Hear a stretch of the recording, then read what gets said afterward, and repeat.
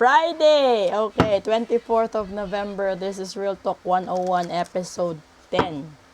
Kuha na naman tayo dito ng isa. Okay? Check natin. Ano ba naman ang dapat natin pag-usapan ngayon? Dito nga. Oh, feel ko dito. Transition, and that is grow. Ay, may transition na mangyayari sa buhay mo. No? Which part of your life is or maybe going through a transition? Maybe you are changing relationships, careers, or cities.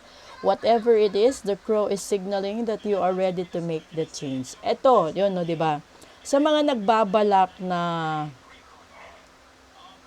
magtrabaho sa ibang kumpanya, do it.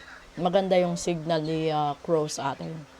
Sa mga tao na gustong humiwalay sa relasyon, do it. Tamang panahon na ito. Sa tao naman na gustong balikan yung ex niya, pwede din, di ba?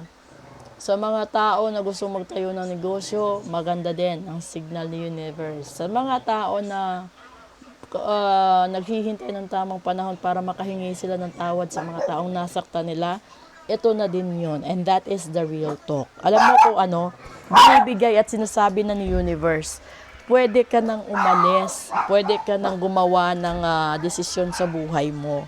Pwede mo nang gawin ang gusto mo. Basta ba, ito yung panahon na magpapasaya sa'yo.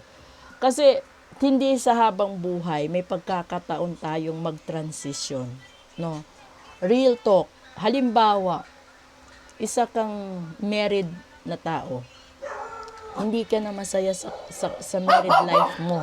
Hindi ka na masaya sa pagsasama ninyo. Naririndi ka na, napapagod ka na, no? Tapos, nandoon ka sa punto na nasubukan mong magmahal ng iba. And then, sa pagmamahal na yun, naramdaman mo na sa taong yun, sapat ka na. Sa taong yun, okay ka na. 'Di ba? Pareho lang din yung sahod mo nung nasa married life ka at doon ka sa third party. Pero bakit minsan nararamdaman mo mas tanggap ka sa side ng third party at mas tanggap ka? Kasi hindi lang pera. Yung third party, huwag kayong maniwala na pera lahat. Kasi yung third party, hindi naman sila ibibigay ni universe at ni God sa buhay mo kung naging sapat at kontento ka sa married life mo. Yun yung yun yung tatandaan nyo. That's the real talk. Lahat ng tao na naghiwalay, no? At nagtagumpay sila kasama yung ibang minahal nila, 'di ba? Kasi maraming married couple na nagmamahalan dati. And then naghiwalay sila, and then they become more successful and happier sa bago nilang kasama sa buhay, sa bago nilang katuwang sa buhay.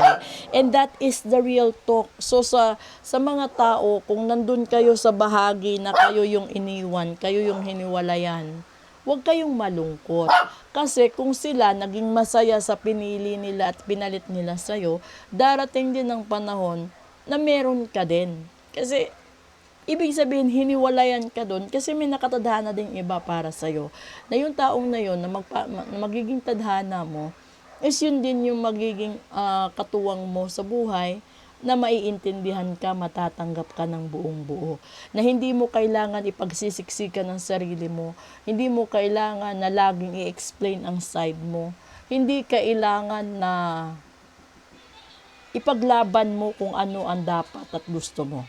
Kasi kung real talk, kung totoo kang mahal ng asawa mo, there's no need of explaining something. There's no need of laying down all the evidences. Kasi yung tao, kapag ayaw na sa'yo, naghahanap lang sila ng butas para mahiwalayan ka. And that's the real talk. So kapag ginagawa na nila yun, ibigay mo na yung kalayaan. Not just the kalayaan for them, but the kalayaan for yourself as well. Real talk. For you to be able to hold on to your own life, for you to be able to regain yourself. Kasi kapag ganito, yung lagi kang nasa depression, lagi kang nasa anxiety, Yung nangyayari doon, ikaw yung natatalo eh. Kasi bumabagsak kalusugan mo. Bumababa self-esteem mo. And that's the real talk. Nawawalan ka ng ganang mabuhay. Nawawalan ka ng ganang pumasok sa trabaho. Nawawalan ka ng ganang humarap sa ibang tao kasi alam nila na nakakagulo kayo. Alam nila na may problema kayo. Though na ginagaya nyo or ginagawa nyo ng paraan na ipakita sa kanila na buo kayo, pero deep inside alam na nila na bagsak at hiwalay at basag na ang pagsasama ninyo, sira na, di ba? So that's the real talk among everything else. If you want to know kung yun talaga yung taong nakatadhana sa inyo, yung ano nyo lang, is yung goal nyo lang dun is magpahula kayo. Magpa-ritual kayo, magpa-cleansing kayo para naman ma-enlighten at mabuksan naman yung ibang dimension sa subconscious ninyo at sa buhay ninyo at magising din kayo sa katotohanan. Kasi wala namang itinadhana yung Diyos ng tao or mga tao niya na mamuhay sa kahirapan, kalugmukan, kalungkutan at kasawian. 'Di ba?